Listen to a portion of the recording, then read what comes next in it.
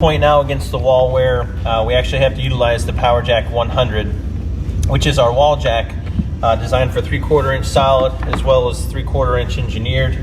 But what happens here is we got a gap here that we can't reach our mallet in here to tap it tight. So what we're going to do is take our PowerJack and we're going to crank it to where we push against the wall and make that board tight. Now careful, you can see the wall move. Don't overdo it because you will break